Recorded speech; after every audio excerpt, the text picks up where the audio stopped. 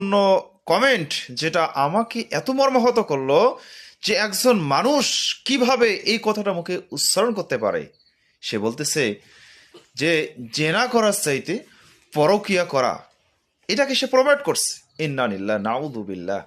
অথচ আল্লাহর রাসূলের হাদিস, আল কোরআনুল কারিমের আয়াত, আল্লাহ তাআলা বলছেন আয-যানিয়াতু ওয়াজ-যানি ফাজলিদু কুল্লু ওয়াহিদিম মিনহুমা মিআতা জালদা।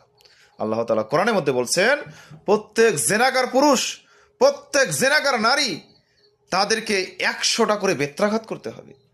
এবং হাদিসে যেটা পাওয়া যায়, রাসূল সাল্লাল্লাহু আলাইহি সাল্লাম বলছেন যদি কেউ বেশি বয়সে জেনা করে শাইখুন জানিন ওয়া মালিকুন কাযযাব ওয়া আইনুন মুস্তাকবির, যারা বেশি বয়সে জেনা করে, যারা বিবাহের পর পরকিয়া করে, বেবিচার করে, এদের শাস্তি হচ্ছে মৃত্যুদণ্ড।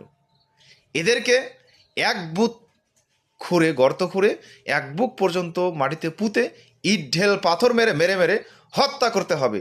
সেই জায়গায় আবদুল্লাহ তাহের, তিনি একটা বড় দলের সংগঠনের একটা লোক, অথচ তিনি কি করলেন? বলতেছেন যে জেনার চাইতে পরকিয়া করা উত্তম। নাউযুবিল্লাহি মিন যালিক।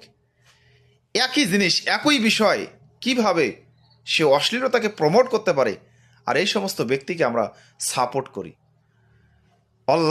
আল্লাহর কসম, যারা এই সমস্ত ব্যক্তিদেরকে সাপোর্ট করবে, এরাও যে গুনাহগার মানে পাপী মানুষকে করবে, এই পাপের ভাগ অবশ্যই অবশ্যই যারা তাদেরকে সাপোর্ট করবে, সাপোর্ট দেবে, তাদেরকে